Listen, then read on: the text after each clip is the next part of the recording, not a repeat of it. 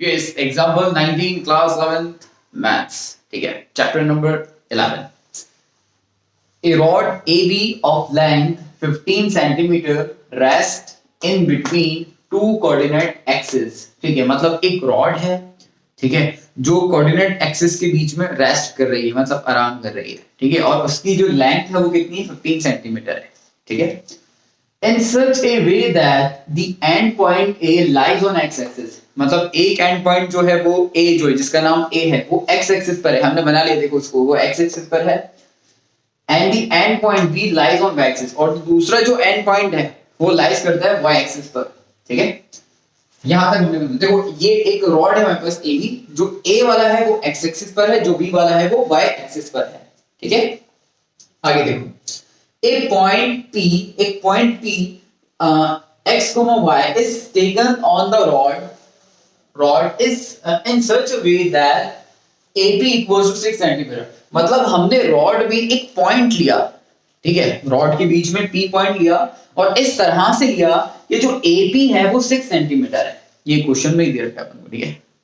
Show that the locus of point P is ellipse, मतलब जो locus होगा point P का वो क्या होगा, एलिप्स होगा. पहली बात तो आपको ये पता होना चाहिए लोकस हम कहते किसे हैं.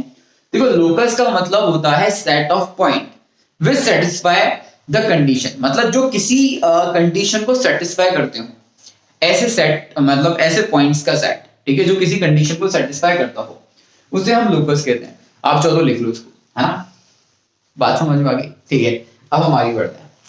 सेट ऑफ पॉइंट्स का मतलब, जैसे कि मान लो सेट ऑफ पॉइंट से सर्कल बनता है, जैसे तुम सर्कल बनाओगे इस तरह से, सेट इतने सारे पॉइंट हैं ना, तो इन सबका सेट जब मिलेगा तो तुम्हें लगेगा हाँ ये एक सर्कल बना है, ठीक है. उसी तरह से बहुत सारे पॉइंट ऑफ सेट लोगे, ये देखो ये बहुत सारे पॉइंट ऑफ सेट ले लिए हमने, तो क्या बना, एक लाइन की तरह फील आ रही है, हाँ एक एक एक एक लाइन बनी है ना, ठीक है. तो ऐसे इनके बीच में ऐसे ऐसे ऐसे ऐसे करते करते करते करते बहुत सारे पॉइंट मतलब ज्वाइन हो जाएंगे पूरे, ठीक है.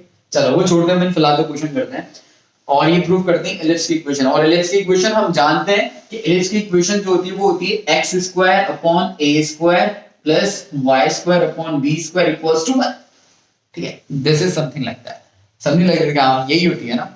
आगे देखो, चलो ठीक है, शुरुआत करते हैं. AB हमें दे रखा है 15 सेंटीमीटर रॉड, ठीक है. हमने क्या ले लिया कि AB जो है वो थीटा एंगल बनाती है किसके साथ, x एक्सिस का. देखो ये AB रॉड है, ठीक है. अब ऑब्वियसली बात है कि इसने x एक्सिस के साथ कोई ना कोई एंगल बना रखा है वो हमें दिख रहा है, हमें नहीं पता क्या बनाया है, तो हमने उसको थीटा मान लिया. तो थीटा है, उसको थीटा मान लिया हमने, ठीक है. अब ध्यान से देखो, अब एक पॉइंट इस पे ऑलरेडी है x, y इस रॉड पर, और AB कितना है 6 सेंटीमीटर, ठीक है. अब एक चीज देखो, ये x, y है. अगर तुम्हें ध्यान से तुमने पढ़ा है छोटी क्लासेस के अंदर कि x, y का मतलब ये होता है कि इस x का मतलब क्या है, इस x का मतलब ये है perpendicular distance from y axis. इस x का मतलब क्या है, perpendicular distance from y axis. मतलब यहां से लेके यहां तक की जो परपेंडिकुलर डिस्टेंस है उसे हम बोलते हैं x, ठीक है. और y क्या है, perpendicular distance from x axis, ठीक है. तो ये परपेंडिकुलर डिस्टेंस ये x एक्सिस है, तो इससे परपेंडिकुलर डिस्टेंस मतलब ये वाली डिस्टेंस की बात चल रही है, ये y है, ठीक है ना. बात समझ में आई हो, तुम्हें पता होगा ये, है ना, छोटी क्लासेस में डिस्कस हो चुका है काफी. आगे देखो बाबा, अब देखो ध्यान से, तो इसका मतलब ये परपेंडिकुलर, ये भी परपेंडिकुलर, ये परपेंडिकुलर और ये भी परपेंडिकुलर. तो इसका मतलब ये लाइन और ये लाइन पैरेलल हो गई. जब ये लाइन पैरेलल हो गई, अगर ये थीटा तो ये भी थीटा. सब क्यों, करस्पॉन्डिंग एंगल. ये भी 9th क्लास में तुमने पढ़ा होगा, 9 बल्कि छोटी क्लास में और भी आ जाता होगा मेरे हिसाब से, तो 7th या 8th में पढ़ लेते होंगे बच्चे. तो ये लाइन पैरेलल, तो इसका मतलब ये थीटा तो ये भी थीटा. सर क्यों, क्योंकि करस्पॉन्डिंग एंगल्स है, ठीक है. चलो, तो उसी तरह से ये हमारे पास y हो गया, ये x तो ये भी x, ठीक है. अच्छा, हमने इस पॉइंट का नाम दे दिया C और इस पॉइंट का नाम दे दिया हमने D. हमें तो भैया पॉइंट लोकस फाइंड करना है. लोकस का मतलब सेट ऑफ पॉइंट्स, ठीक है. तो हमने क्या लिया, इन ट्रायंगल APC हमने ट्रायंगल ले लिया, ठीक है. अच्छा, हमने ये ट्रायंगल ले लिया. अच्छा, ट्रायंगल ले लिया हमने, इसमें हमारे पास क्या क्या है, देखो ध्यान से. थीटा के सामने हमें पता परपेंडिकुलर होता है और हाइपोटेन्यूस हमारे पास ये परपेंडिकुलर बना 90 डिग्री, तो इसके सामने क्या होगा, हाइपोटेन्यूज, ठीक है। तो सर परपेंडिकुलर है, हाइपोटेन्यूज है, तो साइन थीटा लग सकता है, तो हम यहाँ पे साइन थीटा यूज करेंगे। साइन थीटा ही क्यों यूज करा, क्योंकि परपेंडिकुलर है और हाइपोटेन्यूज है।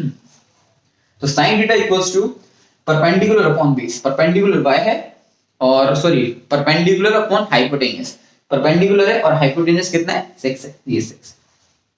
उसी तरह से एन ट्रायंगल डीपीबी लिया हमने, डीपीबी लिया हमने, ठीक है। अब डीपीबी में हमारे पास क्या क्या है, देखो थीटा के सामने परपेंडिकुलर होता है, ये हमारे पास नहीं है तो हमने इसको नहीं लिया। बेस है और हाइपोटेन्यूज है, जब बेस और हाइपोटेन्यूज है, अच्छा बेस और हाइपोटेन्यूज सर कॉस, कॉस होता है और सेक, लेकिन हम क्या यूज करेंगे कॉस, तो हमने किसका यूज करा कॉस का। तो कॉस थीटा इक्वल्स टू क्या हो गया बेस अपॉन हाइपोटेन्यूज, तो बेस कितना है x और हाइपोटेन्यूज कितना है 9, ये हो गया 9, ठीक है। अब साइन आ गया कॉस आ गया, दुनिया में कहीं पे भी प्रॉब्लम सॉल्व करते हुए कॉस और साइन आ जाए तो एक रिलेशन जरूर दिमाग में आता है, sine square theta plus cos square theta equals to 1, ठीक है। ये बच्चा तो कभी नहीं बोलता।